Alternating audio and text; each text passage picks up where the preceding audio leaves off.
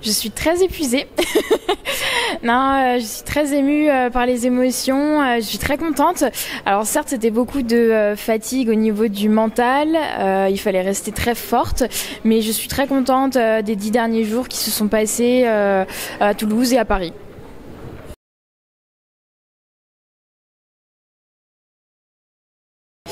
C'était deux concours totalement différents, totalement complémentaires. Sur le Sud-Ouest, c'était vraiment plus la culture générale, l'écrit, et aussi beaucoup plus de pratique sur ce qui est carafage, ouverture de bouteilles.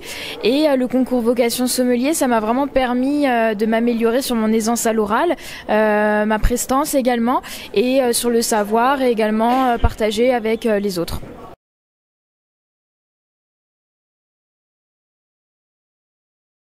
Pour moi, la phase la plus compliquée a été la sélection. J'y croyais vraiment pas de passer sur la finale. Un petit peu déçue de mon écrit, également sur la dégustation du vin rouge de hier. J'avais un petit peu du mal à me situer, également comment les autres candidats étaient. Mais je sais que je me sentais déjà très fatiguée et j'ai laissé le stress un petit peu m'envahir.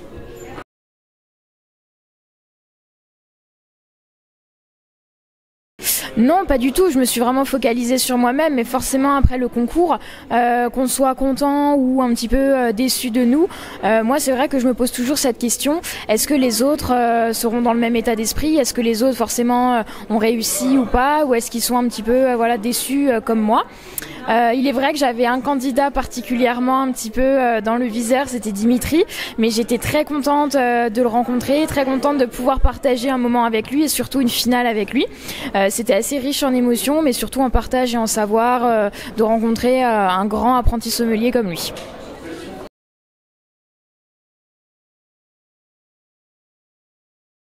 Oui, car je pense que j'ai trouvé ma vocation. Depuis quelques mois, je le sais déjà, mais les concours ne font que me le confirmer, car c'est des moments très stressants, mais c'est des moments où je m'amuse énormément d'un côté et où je prends beaucoup de plaisir.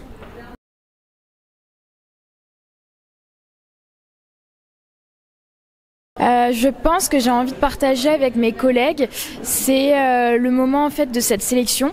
C'est pas forcément la victoire, mais c'est la sélection, vraiment j'insiste, qui a été très compliquée et ce moment où j'ai quand même su gérer mon stress, su gérer mes émotions et mettre en action ce que je savais faire. Surtout, il fallait vraiment se reposer là-dessus, sur ce qu'on sait faire au restaurant face à des clients et pas face à un jury dans un concours.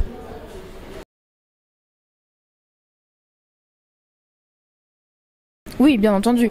Je sais qu'on a déjà fixé plusieurs objectifs avec mes maîtres d'apprentissage, mais bien entendu, après Chapoutier, l'idée c'est quand même de se projeter encore dans d'autres concours.